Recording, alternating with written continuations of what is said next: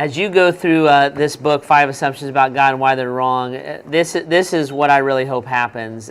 This journey of allowing my assumptions to be challenged has been a life-changing journey for me.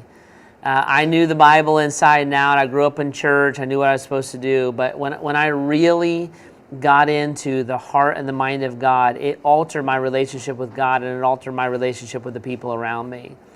So that's why I wrote this book. And I hope that as you go through it, my journey can help you in some ways.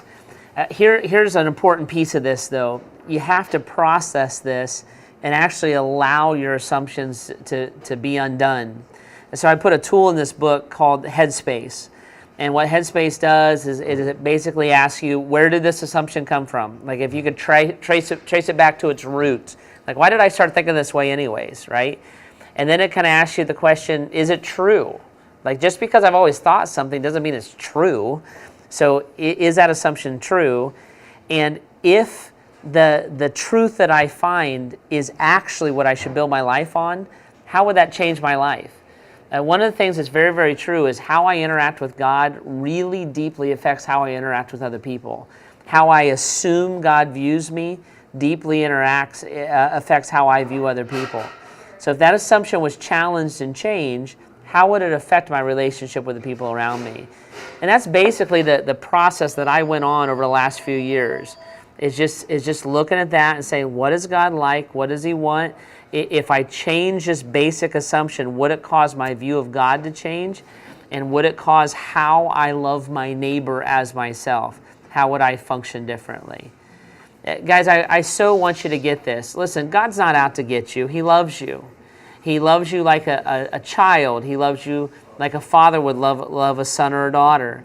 Jesus says, I want you to be my friend. I want you to be like a brother or sister to me. The Bible word is co-heir. I want you to be like a brother and sister to me when it comes to my relationship with God. God is for you. He's not against you. He's not looking to deep fry you. He's not looking to do anything. And God gives you truth. God gives you truth not so He can trip you up, but so that you can be aware that you need a rescue.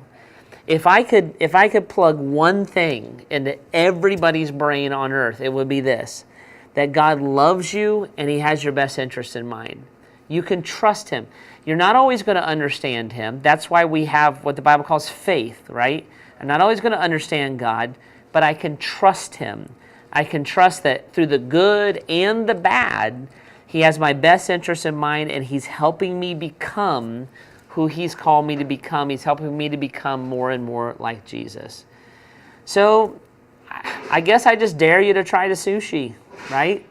Challenge your assumption. See what it tastes like. Maybe it'll become your favorite food, right? And maybe there's like this whole other way to view God and view the Bible, God's words, and your relationship with God that's yet to be discovered in your life.